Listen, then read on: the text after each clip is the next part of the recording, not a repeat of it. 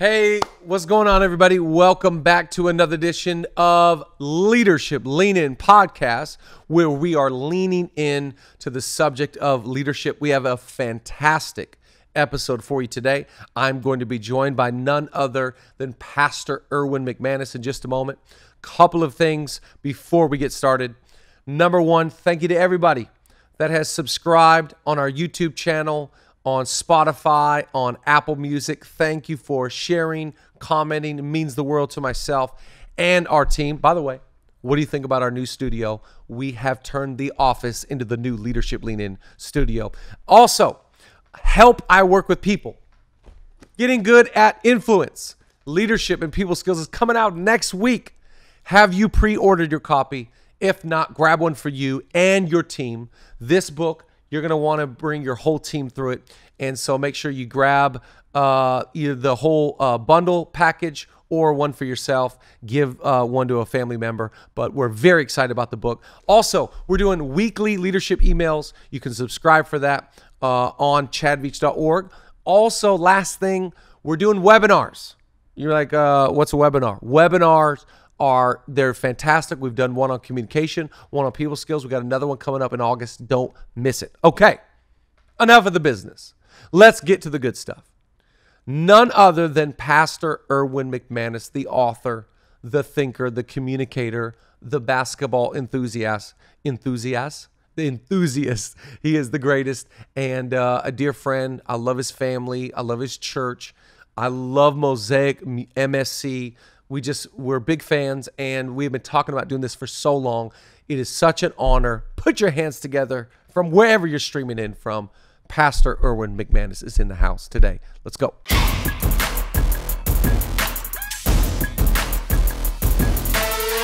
Thank you so much for being here. This is unbelievable. Man, I'm so glad to come, Chad. You've been asking me for so long. I'm so glad to finally be able to make it over here. We've been talking about doing this for a long time. So thank you, thank you, thank you. It took a pandemic. It took a pandemic.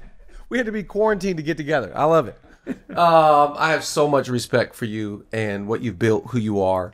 You know, I was trying to think about the first time I ever heard of you was when Barbarian's Way came out. My father read it and gave it to me. Wow. This would have been in 2003, 2000. Somewhere there, yeah. Somewhere in that era. Yep. And then maybe like a year or two later, all my roommates, I remember all my roommates every Monday would watch the Mosaic service from the day before. You guys were putting this out. This is in 2004, 2005. Wow. That's amazing. So you've made such a tremendous impact on my life for so many years.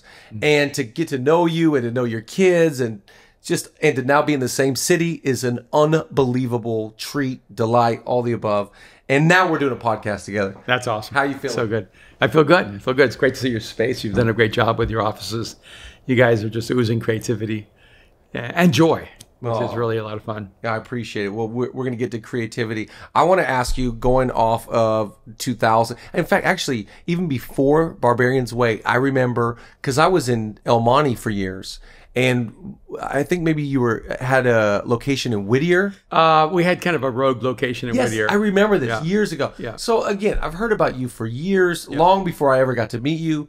How have you been able to, I'm going to use the word, stay relevant or be relevant? How am I still alive at my age? You're not alive. But I just feel like something that we talk about, I say we, meaning like Rich and I would talk about, hey, you're not going to be relevant forever. That's just kind of a thought that we maybe shouldn't have, but are fearful of, that we've had this window of, traveling and speaking maybe. But you just would defy that whole thought that we're afraid of, that you've stayed relevant for 3 decades. You've been, like, I remember you doing Catalyst when Catalyst first started and books and but I feel I was the first speaker at Passion. Yeah, there you go, right? So it's just like how have you been able to, and one of the things that impresses me about you is that you're never reaching for that, or maybe that's not even on your radar. I don't, maybe it is. But when I say that, how have you been able to be not in the ministry? Because a lot of people are still in the ministry, right? But you're a relevant voice, influence, leader in culture and in faith.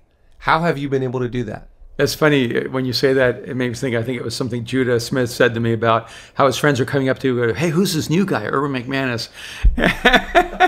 Right. And she's like, "New guy? New guy. Yeah, where have you been? We were listening to him in high school and junior high." Right. Well, I think there's maybe like several things. One is that I wasn't relevant 20 years ago. I was trying to call the church into a future that they didn't want to go into. Wow. And so there's so much of what I've seen over 40 years now where if you're trapped in the moment you're in, if you're trying to be super popular and to fit in perfectly into this moment, you kind of destine yourself to being irrelevant. Wow.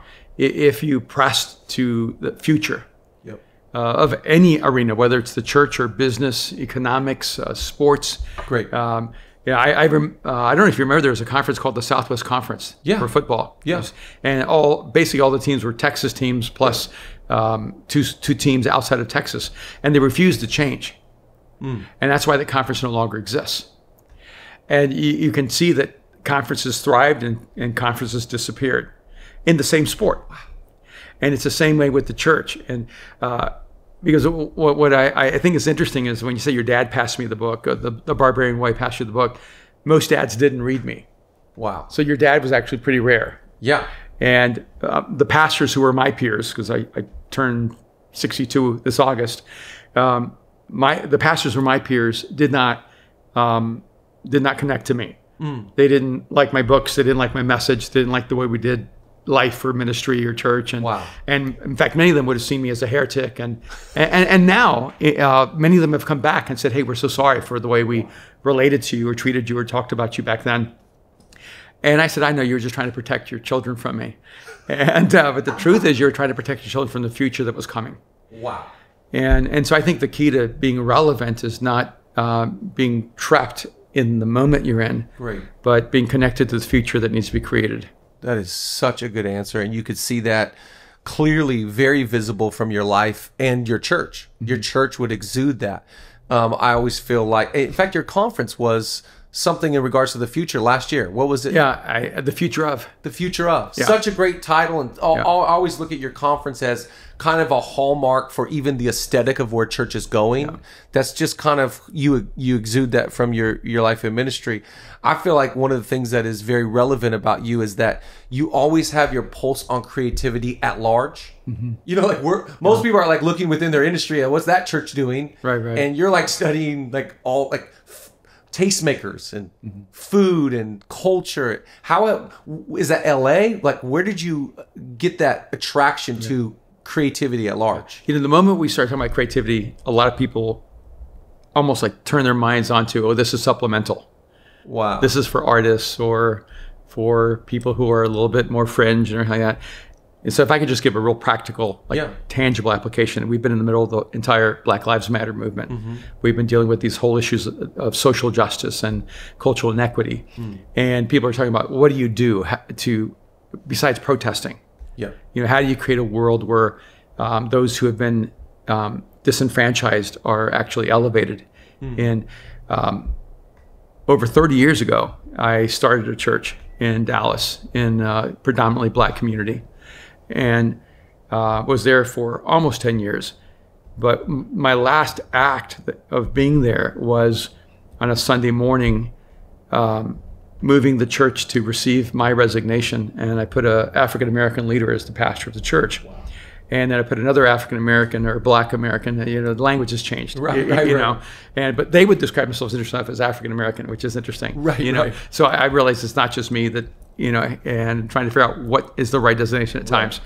But these Black men, there were several of them, are still in leadership of that church 30 years later. And we did that. I did that when I was 29 years old. And I didn't do it because of protests or social movements. I didn't do it because there was cultural pressure. We did that because we knew that was the future. And so when people started asking me during the Black Lives Matter, well, what's your position? What are you going to do? I'm going, well, what do you mean what I'm going to do? You're 26. This is all new to you. Yeah. We did this 30 years ago. We created a model where even the government from DC came to that church to do all their interviews and research for how to end poverty and the drug issues in the urban poor. And And William Bennett, who was drug czar, came to our church at that time, and recommended by the city of Dallas. And I was still the senior pastor, and Chris Simmons was emerging. He started as a member, became an intern, came on our staff. I eventually made him co-pastor. And it was right before he became senior pastor, because I knew what I was going to do. And when William Bennett came, I didn't show up that day. And I made sure that Chris was the one hosting William Bennett and all the city officials that were talking about racism, poverty, the drug problem. And I wanted to be there. You know, I put in the sweat equity to deserve to be there. Right. I started that church from scratch. But I also knew that a part of leadership is relinquishing power. And that the greatest act of leadership you'll ever make is the one where you're not in the room. Right. So I use it as an example because when people hear about Mosaic being creative, they always thought, oh yeah, you're one of the first churches with dancers. You're one of the first churches that, and I'm not talking about whatever those ribbon dances are. I never understood why Christianity did that. And we were probably the first church in the world that was editing films and using in the middle of our messaging. We were probably the first church in the world that was using installations in the middle of our experiences. And I was influenced by Rod Sterling in Night Gallery and Twilight Zone when I was younger. And so I saw myself as walking through an installation of creativity and beauty in the middle of my messages. And we would create those pieces that allowed the message to progress. We did so many things that no one else was doing, so we didn't have a benchmark. Right. And we did a lot of them wrong. You know, and but I never wanted anyone to treat creativity as something shallow, because we were also creative in the way we dealt with racial reconciliation. We were also creative in the way we dealt with serving the poor. We're also really creative in the way we did our global work across the world. Wow. And so I want to start there, because the moment someone hears the word creativity, they go to superficiality. And I actually think that creativity is the deepest level of the profound expression of being human. Wow. And so I didn't look at Mosaic as just an artistic church. The arts were simply a metaphor for human creativity. That's great. But it was an anthropological shift. I know I'm using a big word there. That's great. I liked it. It's going to stand out right there. That I had come to a conclusion that every human being was creative. Now that's normal. But I was considered a heretic for believing that. And I had massive opposition to this idea that every human being is creative. I was told you're putting undue pressure on people by saying everyone's creative. I was told, no, humans are like worker bees. They just need an assignment, and then they're fulfilled. And even from like the top theological minds, and both in the secular world and in the world of believing. In fact, Jordan Peterson, who you may be familiar, he's a philosopher out of I think Toronto, and he's recently come out saying there are some people who said everyone's creative. That's me. Yeah. And he said, but it's just not true. There's only a small percentage of people who are creative. It's still the more prevalent view of human essence. And so when I wrote The Artisan Soul, it was a declaration, it's a manifesto on human creativity that every human being is creative. This is intrinsic to who we are. And that in fact, all human engagement is actually materializing the invisible into the visible. Wow. That we actually have the ability to what we describe only for God. Wow. That we can actually translate the invisible into the visible. So everything, this microphone, this table, your book, Help, I Work with People, this was an idea inside of your mind before it became ink on paper. Yep. And so everything that you see in this room, everything that you experience as a human being is actually a manifestation of the human imagination. And which is why you need to pay attention to what you're imagining, because we are creative beings intrinsically. Wow. So in the same way that bees create hives and ants create colonies and humans create futures. I believe it. So I would say, and you probably get in all your interviews and podcasts, you would get the creative question. I mean, you're known as the creative. You're very fashion forward. You speak very, very fluently and insightfully on creativity, just as you just did. And then I would say the other thing that I would think of for you is, besides being a brilliant thinker, you bring people into faith that most people can't bring into faith. That this is just a skill, it's a gift, it's a grace, it's a God-given talent, it's an ability. And I feel like this is kind of what you're going for.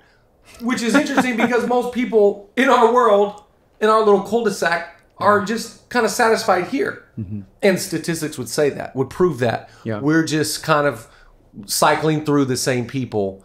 And I feel like you're on this trajectory and bend to go, I'm going to reach people nobody else is reaching. Where did that come from? And what are some thoughts that you have on reaching people and bringing them into faith? Sure. Well, I have the great advantage of growing up irreligious. Right. You know, and I do think if you grow up in the church, you're sort of at a disadvantage. And if you go into ministry early, you're even more at a disadvantage. And because you become popular because you know the language of your people. There you go. And you know how to communicate with inspiration and passion and insight even. But the world without Jesus is a different language. Wow.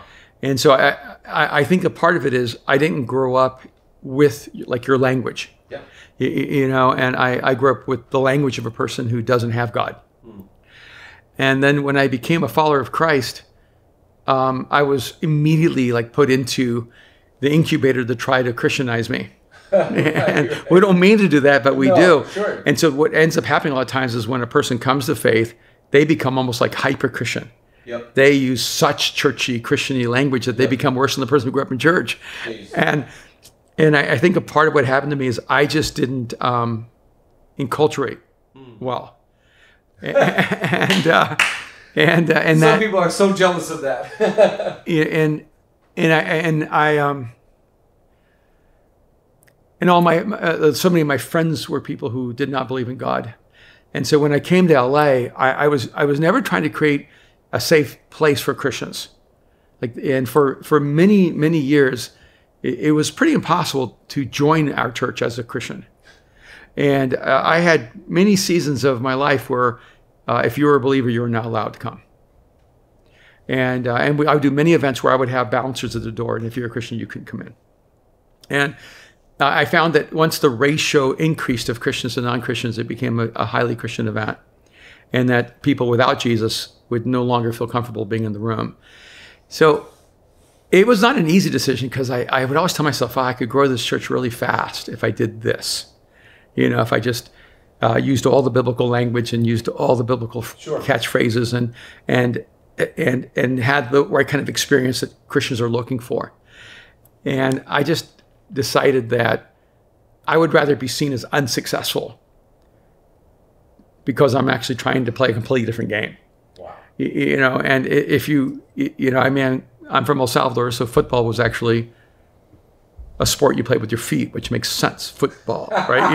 you know, and then you come to the States and football is something you play with your hands. Right. But if you're an American, you think that it's stupid to call soccer football. Right.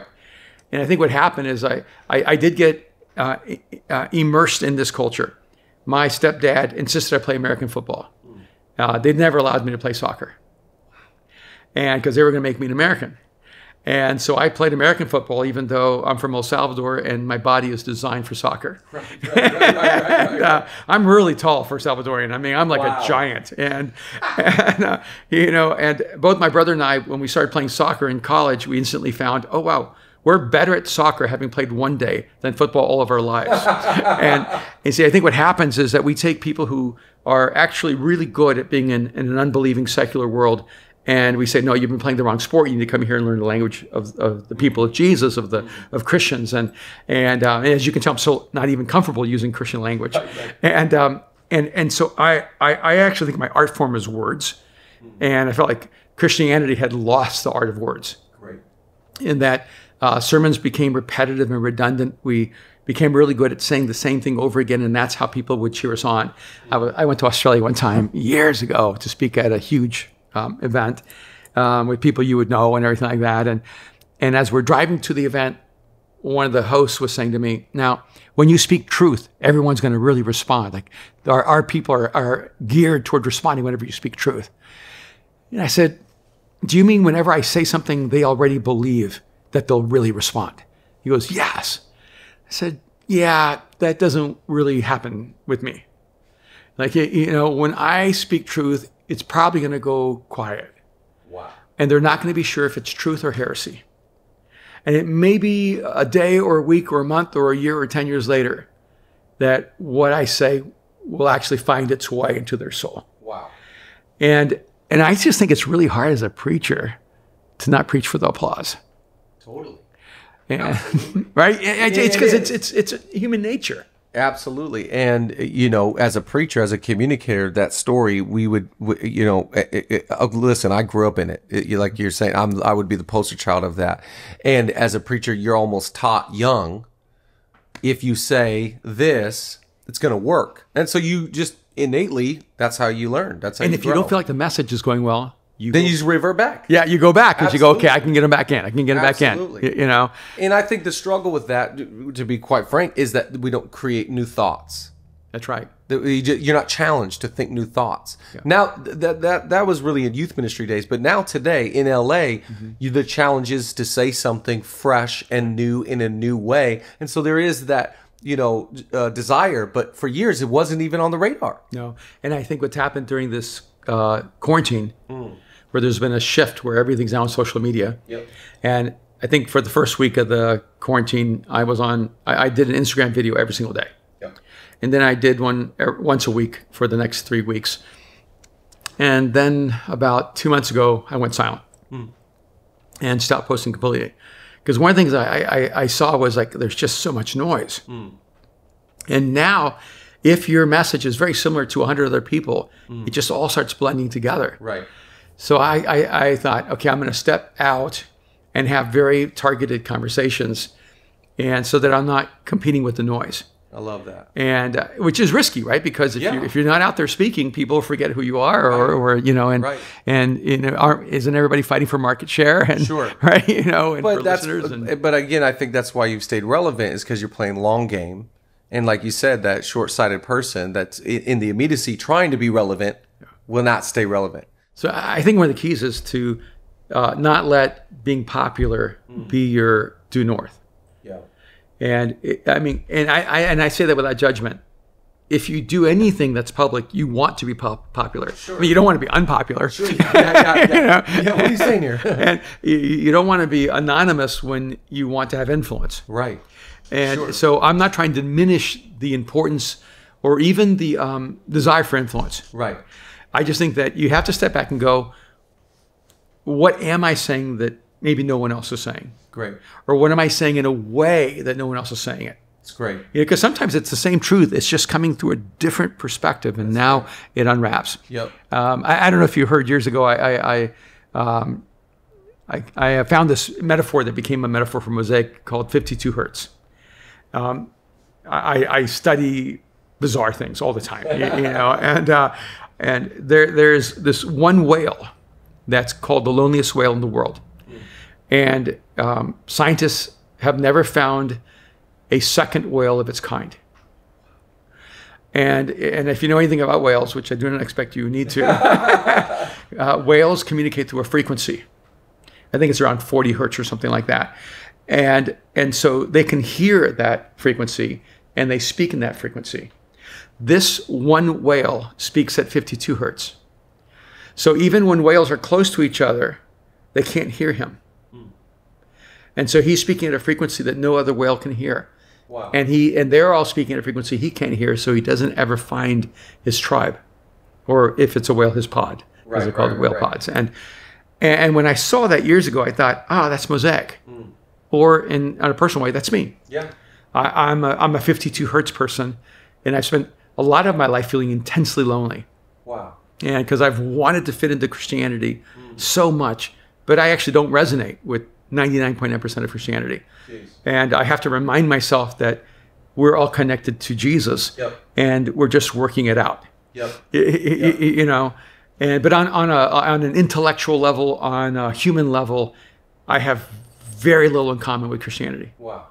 And but I have a brotherhood with you. Sure. Does that make sense? Yeah, it does. And you feel that. I feel that from you. I can sense that. And I think that, your story to me is very beautiful in the sense that your kids are a huge part of your return. Yeah. And I remember meeting, Aaron in those New York days. I don't know if you remember, the first time I ever met you was in New York with Joe Termini. Wow. And you were having lunch with Joe at the Mondrian or the Mandarin? right across from Joel's old apartment. Anyways, Okay. I met you there years ago, and at that time you were not leading Mosaic in the way that you are now. And Yeah, that's when I was in the fashion and film industry more. And everything. yes, and I remember that, and your kids being a huge part of your return. Yeah. I feel like, from an outsider's viewpoint, your return, you had a different burden for the church, even at large. Like, you could sense that you were more into that small, even though it's only 1% that you relate with. You're like, I'm embracing my 1%, and I'm okay with the 1%. You could feel that in your leadership and what you were saying to the church at large. You've always been talking to the church. But it felt like a pivot, and which leads me to my next question is, and you've already talked about isolation. You have created spiritual family for people in Mexico City, Seattle, Pasadena, Venice Beach. Talk to me about the idea of spiritual family or tribe, and yeah, that the whale frequency makes total sense to me, and yet you've created this tribe for people that resonate from Ecuador to Venice Beach. Yeah. How important is that? It's really important to me on a human level. When I came to LA 30 years ago, the construct I had in my mind was we tend to have a choice. You can be a pioneer or you can have community. And I said, I want to create a space where people can live on the cutting edge and be together. So I was trying to create community for that radical 2%. You're familiar with the adopter categorization that talks about that 2.4% of people are innovators. Wow. About actually it's 2.2% are innovators.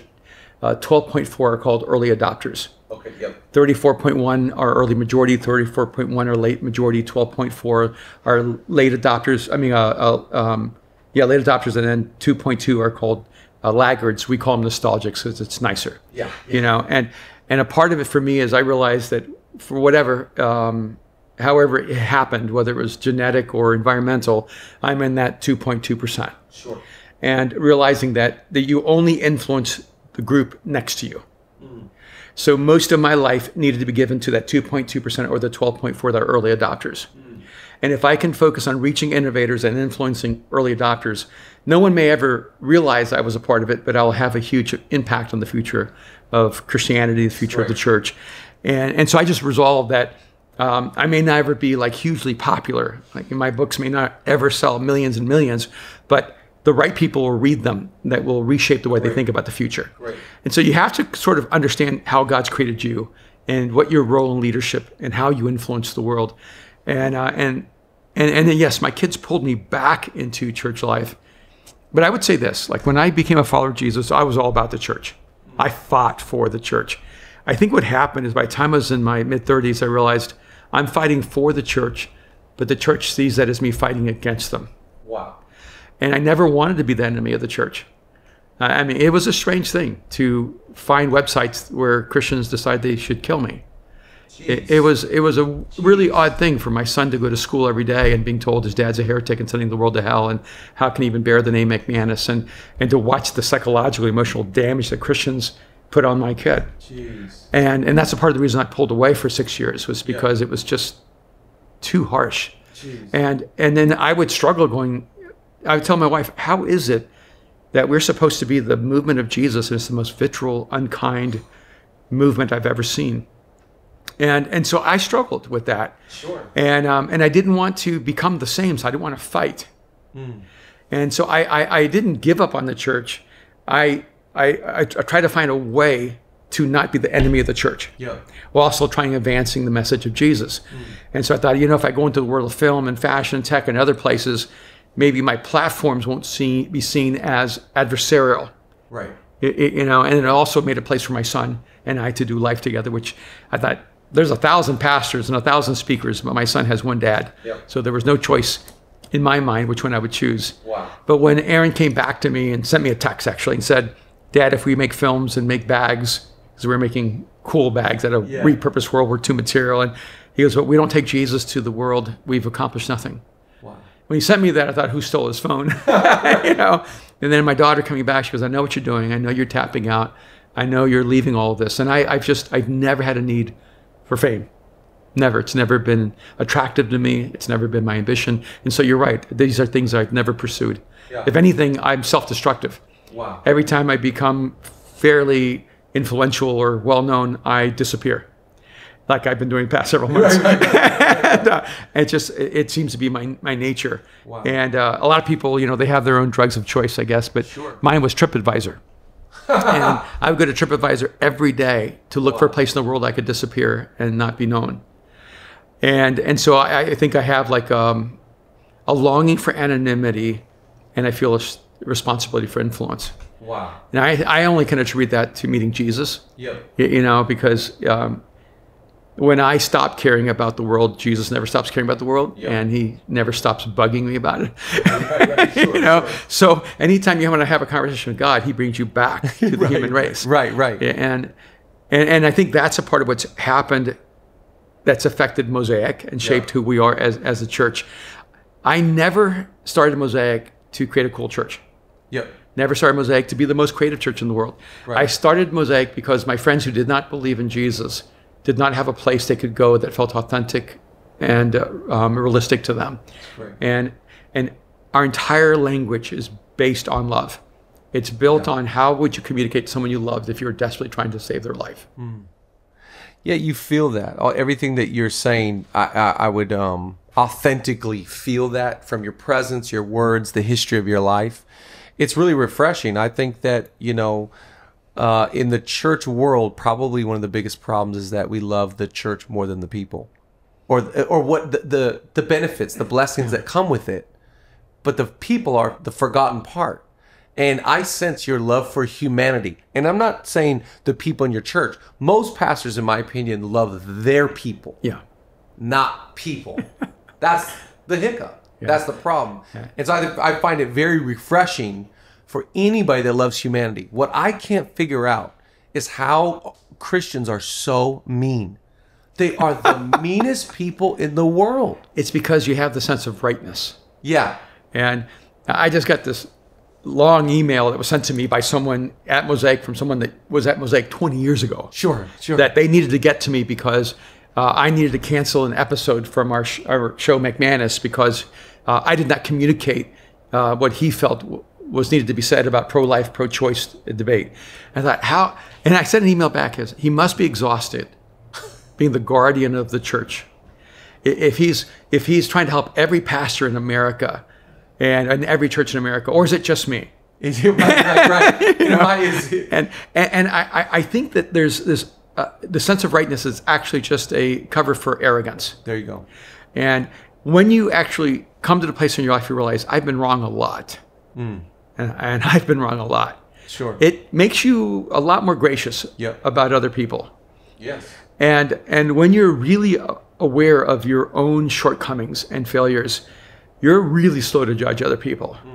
It's this narcissistic sense that when I speak, it's God. And whatever I do is right. And then you find that creates an environment for judgmentalism and for hate. I just think it is such a bad reflection of who Jesus is. It really is. Fortunately, it's not just... maybe unfortunately, it's not just exclusive to Christians. Right, sure. I mean, with everything with cancel culture and what's going on across social media and the way we're all trying to destroy each other. Yeah. I think it's a human condition. And then there are Christians who have the same human condition. Yeah, right.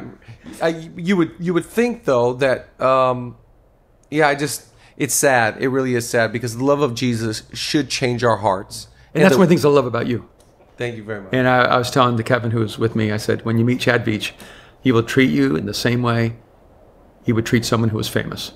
Oh, thank you. And he's true who he is with every single person you'll ever meet because he just is who he is. Thank you. And everyone I've ever known who has known you just always exudes such affection for you because of your affection for people, your love for people, your belief in people, and how positive you are. No. Well, I grew up on a small island.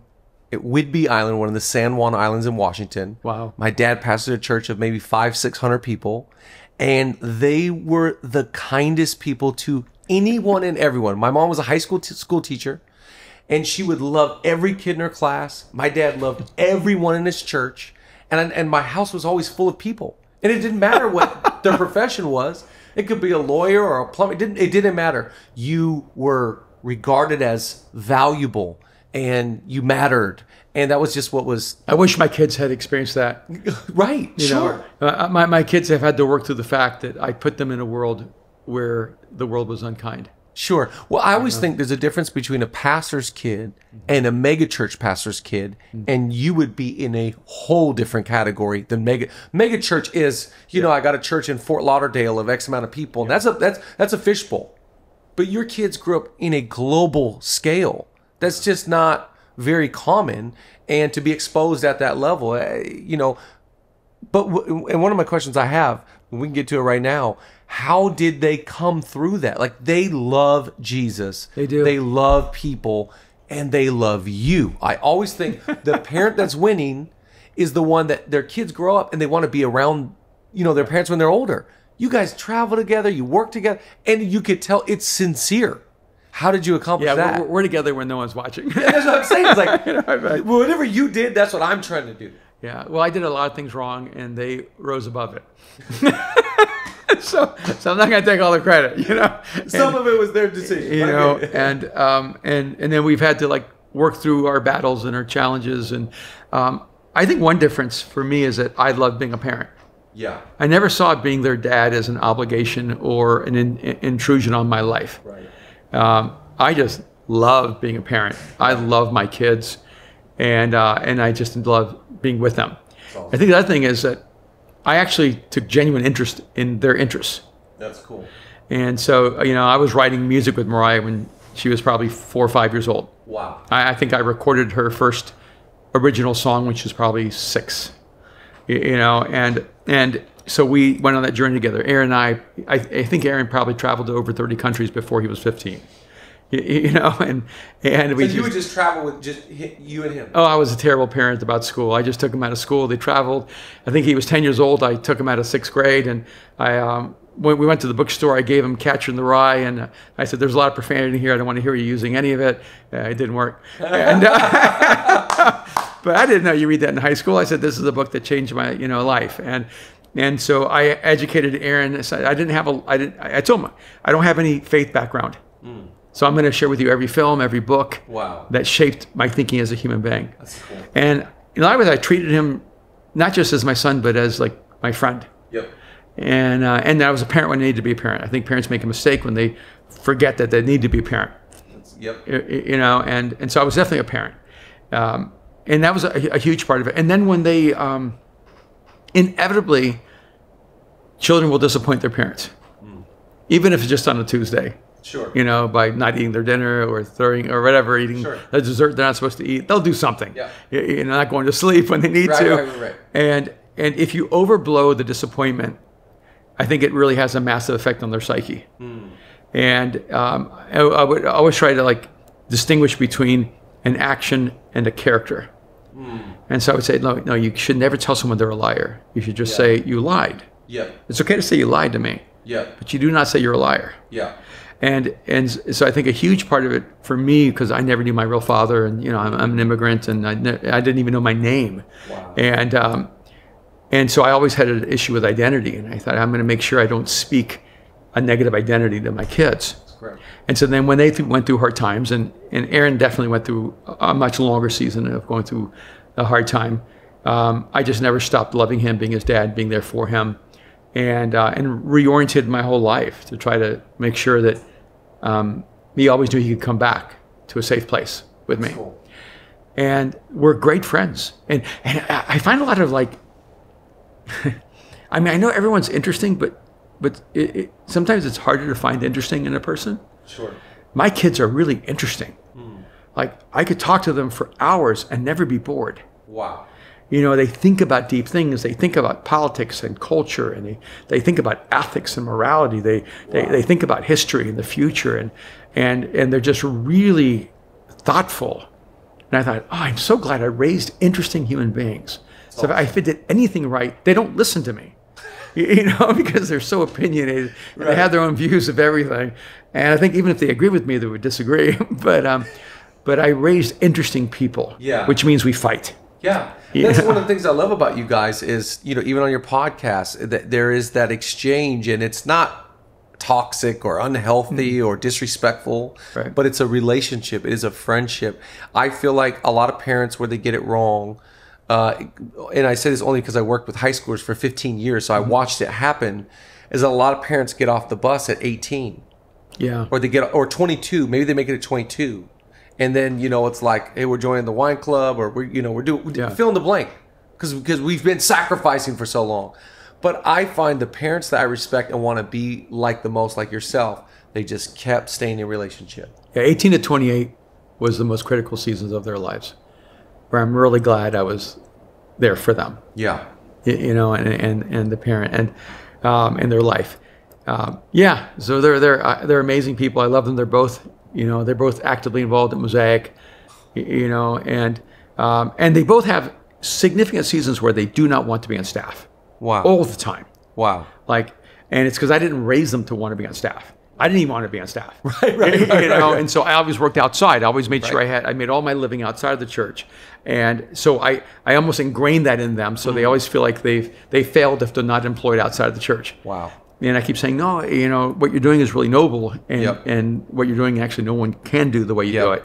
And so I have to rehire them almost every week. Right.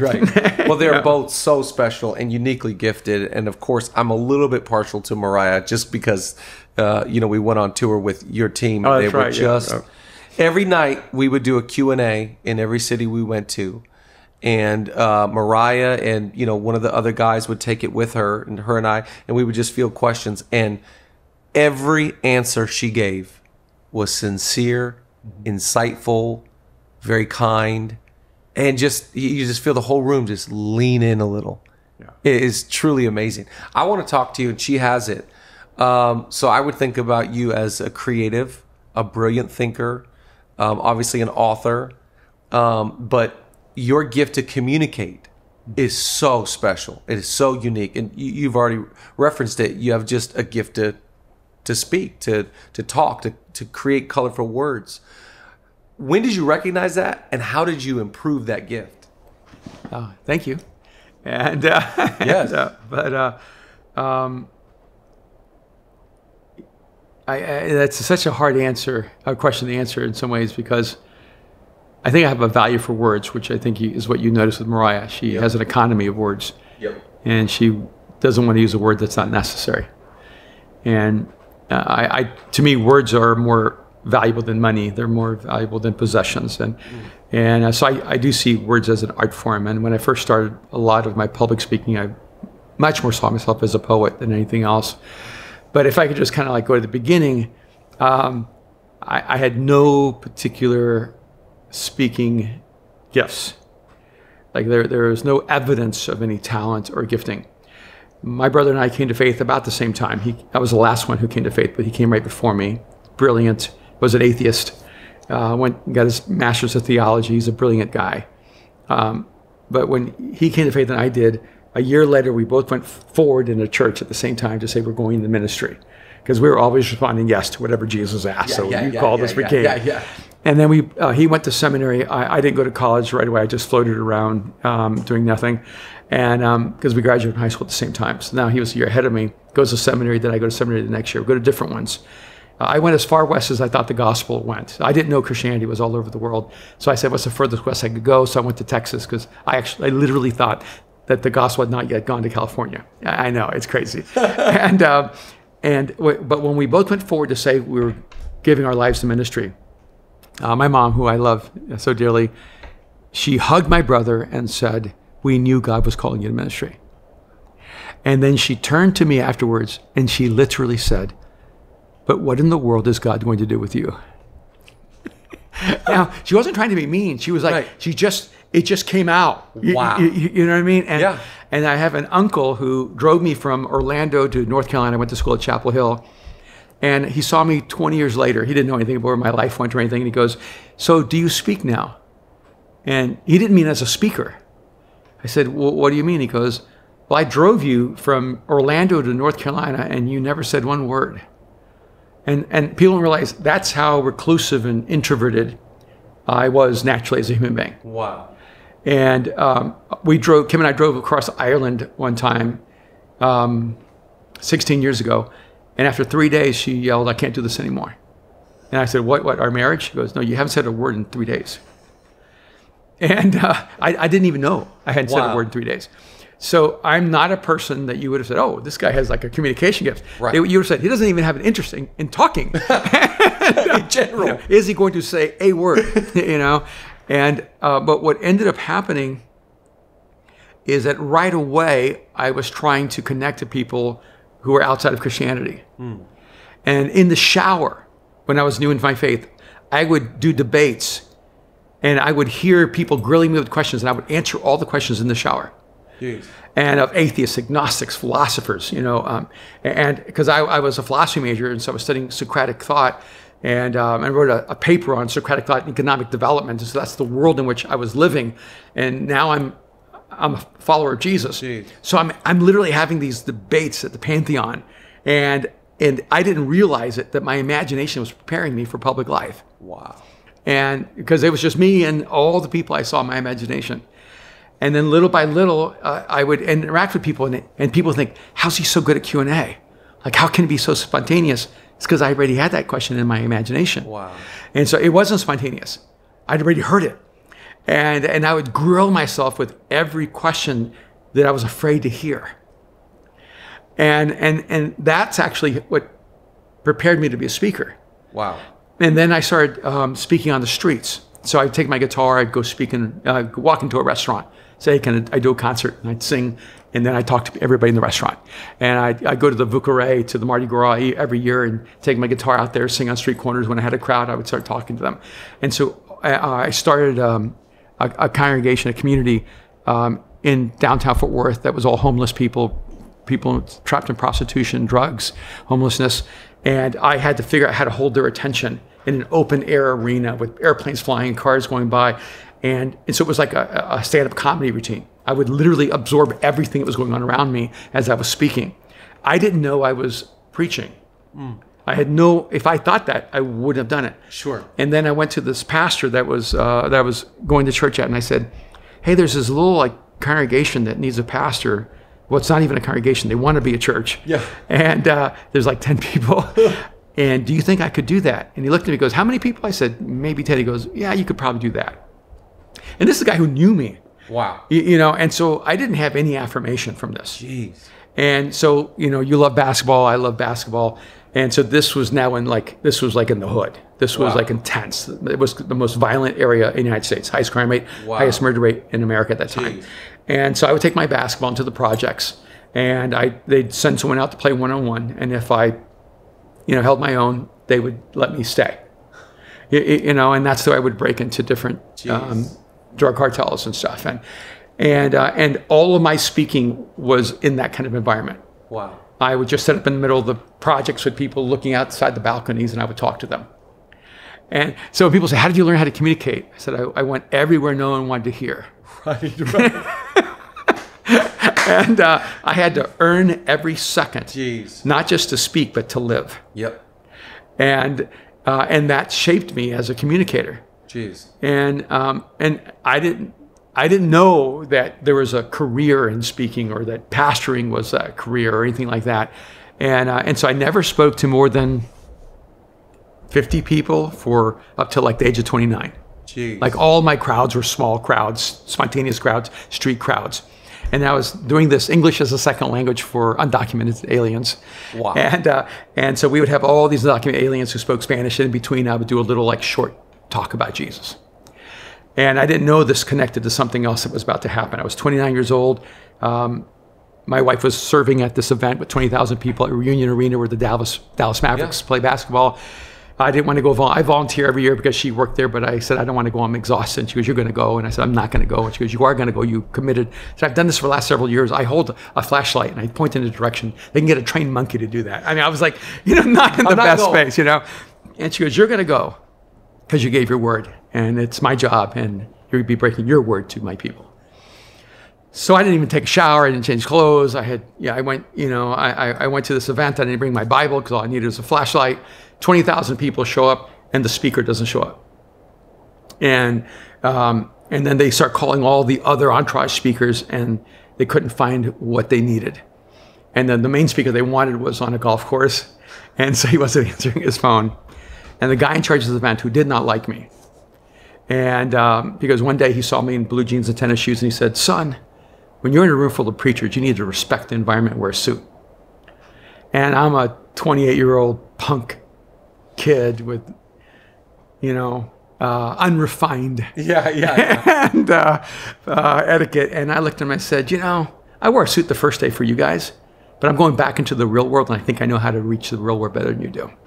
And he was a director of evangelism for the state of Texas. Right, sure. So we did not have a good relationship. Right. That guy comes up to me and he says, Erwin, Erwin, the Lord wants you to speak tonight. And I thought when he said it, he was joking. He was mocking me, like a Billy Graham didn't show up, know. Yeah. So I started laughing hysterically. And I wasn't going to let him catch me. Right. And he grabbed me and he started shaking. He goes, Erwin, the Lord wants you to speak tonight. I still didn't believe him the second time. Third time, he just started shaking me hard, saying, the Lord wants you to preach tonight. And I said, well, I'll need a Bible. And he goes, we'll get you a translation. And then I said, how soon? He goes, 30 minutes. And so I go into this little room, I get on my face, and I weep uncontrollably from fear. Wow. Like I've never spoken to maybe more than 100 people, 200 people, and now it's 20,000 people with 30 minutes notice. Jeez. And that was like the moment where my life kind of altered. The moment went well, and God moved in a really powerful way. And it was interesting because after it was over, because that's kind of dream come true kind of moment. Yeah, sure. And it was really beautiful. I'm so grateful and so honored I got to do it. But by the next day, I was like, is that all there is? Right. Like I didn't have this overwhelming feeling of I have to do this forever. Yeah. What would get my adrenaline going is when I was walking into a room with a drug cartel surrounding it with Uzi machine guns and going in the middle to meet with the family who ran that entire coast-to-coast cartel and talking to them about Jesus, and no one in the world saw me there. Yeah. And people were putting money on which day I would be killed. And for me, that was exhilarating. That was real life. Speaking to 20,000 Christians didn't have the same level of danger and efficacy for me. But suddenly I was a speaker. And I asked that man later, because I was shocked that he picked me. Right. And it says something about him and a lot less about me. I said, why did you pick me? Because he had like 20 guys in suits. Waiting to preach. Sure. Would have given anything to have done that. And would probably done better. And he said, you don't know this, but I walked into your little church to see what was going on in South Dallas. I heard you speaking in Spanish to all these people who are undocumented aliens. Because I couldn't understand a word, but I could feel what was happening in the room. Wow. And, and that's why I look at my life, Chad, I've never been the first pick. I was always the backup. But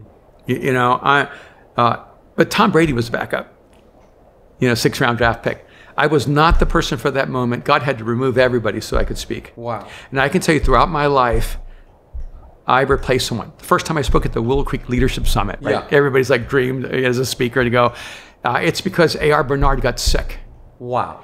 At like 5 in the morning, I get a call or something from 6 in the morning from Jim Miata saying, Erwin, you're here in town, right? I go, yeah. And he goes, hey, A.R. Bernard can't speak at 9. Will you speak? And I said, okay. He goes, oh, did you bring your notes with you for your sermons? And I go, who carries notes for sermons? I've never written a word down, really. And he goes, well, you have this talk I've heard, it's called The Barbarian Way. It was before it was a book. Wow. And Andy Stanley told him, I heard this talk called The Barbarian Way, and you should have it at the summit one day. And so here they have a cancellation. So I speak because A.R. Bernard didn't show up. I'm telling you, Chad, there are other people who are so important and so successful and so, historic that people invite them ahead of time. Yeah.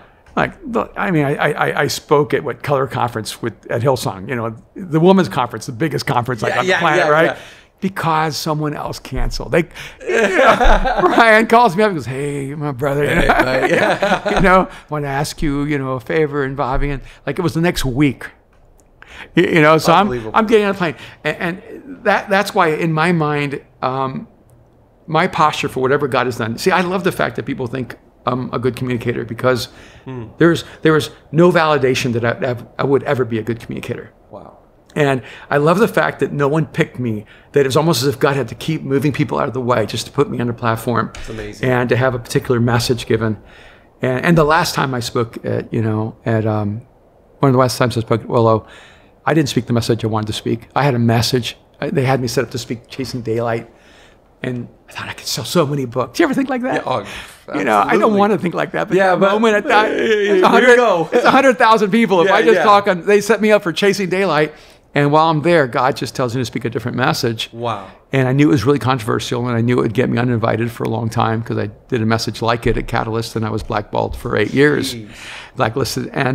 And my wife's like, "Why are you so nervous?" And it's because I was shaking, and I was like saying to God, "I don't want to do this message. And I'm just coming back after all these years of being disappearing, and I felt like God said, "I don't really care if people like you." Wow. I mean, it was like such a direct, like internal narrative. I don't care if people like you. I care if you speak about what I tell you to speak about. So I decided that my life was destined to occasional unpopularity, or maybe often. Yeah. But here's the beautiful thing, is that if you're true to what God speaks to you, eventually a generation will come that needs that message. Yep. And I realized, I was giving my message to your parents' generation, but it wasn't for their generation, it's for your generation. Wow. I believe it. And so I think it's ironic now, and that at 62 years old, I'm speaking at the events with the other guys who were 26 and 32, right. And frankly, Mosaic's message is still fresher and newer. 100%. And always on the pulse. And it's what I'm trying desperately. I'm trying to be an irritant in your life and in like Rich's life and all these guys, because I'm going, you're so talented. You have intrinsically way more talent than I've ever had, and it's like learning a new sport. You're already like one of the world's best speakers to Christians. And I just want you to spend a few decades of your life becoming one of the world's best speakers to an unbelieving world. That's it. Because they need you. That is the challenge. That is, and I feel that. I think that's the challenge that we have to accept. I think that's somewhat, Judah would be really in our ears saying that message. And I think that that's what the church has to face. Either we're going to come to grips with the fact that we just keep recycling each other's people, and that we're not reaching lost people, or we're just going to keep doing the same old. Yeah. But the statistics show we're not reaching lost people. Yeah. But I think that you are the challenge. You are the contrast. You are the voice crying out in the wilderness to the church. Hey guys, I'm out here reaching humans. You guys want to try and join me? Yeah, but to me, it's like, I remember years ago, this guy who had a contract with Capitol Records. I used to write all the worship music pretty much in Mosaic. Wow. Way before we let it go public. And, it was so bad. And I mean, I'm just ashamed. But this guy came up to me and goes, your music sucks. It's like, and, he goes, I could write better music with my eyes closed. And I looked at him, I said, because I knew him, he had this 6-figure contract with Capitol Records. And I said, you're like a 10-fingered piano player mocking a 2-fingered piano player. Right. And I said, but you know what? At least I'm playing the piano with my 2 fingers. Why don't you get off your butt and write some better worship music? Jeez. And he did. He wrote one song. It was amazing. So much better than everything I wrote. But he never did another one. And because God will use the person with no fingers and just playing with his nubs than the person who has 10 fingers but won't get into the game. There you go. And so from my end, I'm looking at it going, you guys are so intrinsically talented. Because you ever notice, like, you end up being really good at whatever your dad did in a lot of ways. Like, George Bush becomes a president. Why? Because his dad was a president. Sure. You have these world-class athletes, so you realize, his mother was a world-class athlete. Steph Curry can shoot. Wow, so good as dad. Yeah, wow, there's Dell. And you realize that there's like almost like a generational blessing. Well, everybody talks about like the negative side, but I think there's like this generational blessing that passes on. And you have that. And so I'm like, you guys have such a head start. And so I'm just trying to get you to shift a little bit of your time and energy to go, you have to find a way to take all that raw talent you have and find ways, how do I reach the person furthest? Yeah. Yeah. And that's been like the thing for us. Like when we or creating different mediums. Like you're doing this podcast and you're doing a leadership podcast, but Mine the Errands is more just like a cultural podcast, probably. Yeah. You know, but we're just. I would get so much criticism, like when I had my fashion companies, Christians constantly going, "Why don't you talk about Jesus? Why aren't you putting Bible verses on your stuff?" And I'm like, "Why are you selling your stuff for so much money?" I mean, I had a bag that probably sold for $1,500. You know why? Because it was worth $3,000. Right. No. I got an answer for you. No, you know, you have some clothes or some things you make, and the first thing Christians do is they go, "Hey, wait a minute, where's the gospel?" And what I found is that everyone who gets mad at you because you're not always talking about Jesus, they never talk about Jesus. Yep. And so they want you to be their surrogate. Totally. And I have no discomfort having conversations about things in life without actually talking about my faith, realizing that that's creating an environment that moves people to conversations about faith. Right. Does that make sense? Absolutely. Because everything I say is colored by my faith because I'm a person of faith. Yeah. You know? Of course. But like I've spoken at business conferences and people say, "Well, yeah, but you didn't preach Jesus." I'm going, it was a business conference. Did you go to that conference to preach Jesus? Yeah. Or did you go to the conference to learn how to be a better entrepreneur? Right, exactly. And I think sometimes we don't realize that that there's a process of bringing people into faith. And if everyone is just at the close, then no one is opening it up. Right. And I feel like a huge part of my role in the kingdom is to open people up for Jesus. Yeah. So that other people who are better in the middle and maybe better at the close can actually bring those people to faith all the way through. I love that. You know, one of the things that I did, they just shut it down, but every Saturday night I'd take my laptop to this bar near my house, and they had great Wi-Fi and, you know, tons of sports games going on.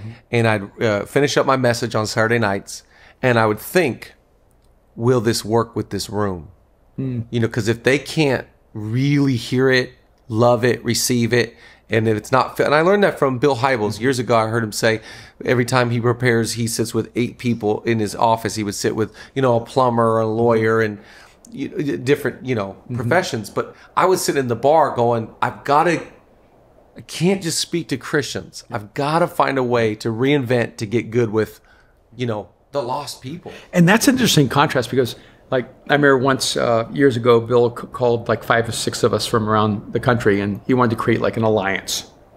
And he went around the room and he said, you know, this is what Willow Creek does well. And if we do this alliance, he looked at, you know, Andy Stanley, this is what North Point does well. And he looked at Ed Young, this is what, you know, what you guys do well. And he looked at, this is what you guys do well. And then he looked at, this is what you guys do well. And they looked at me and he goes, McManus, I don't really know what you do. I just know you're supposed to be in this room. And I told him, I said, the reason you don't know what we do is because we do the same thing you do for the future. Wow. And what sometimes it's harder to see the thing that actually is you, but not of the same generation or not of the same dimension. Yep. And so when you mention that thing, that's the thing is that, like, Bill Hybels translated how to communicate the gospel for the world in which he lived. And then everyone translates what he did as a method rather than, you know, as a mindset. Great. And the language of someone in Chicago is so different than someone in LA. Yeah. So different than someone in DC or New York or Miami. And each one of us, we really have to be cultural translators. That's it. You know, and so you have to know the world in which you're in. And you have to actually love that world. Like, you know, I hear so many people want to come to Hollywood to save Hollywood. I'm going, no, actually, I love my city. Yeah. You know, I mean, Hollywood, let's be honest, Hollywad's kind of ghetto. I mean, you don't even know what you're talking about. All these people go, why are they taking their vacation to come to Hollywood? Have you walked through Hollywood? Yeah, it's pretty nasty, you know. But as a concept, as an idea, as an industry, like I love these people, and I'm one of them. Yep. I just happen to know Jesus and have chosen my platform for creativity to be through the church. I love that. But I'm not different than them in that sense. Yeah.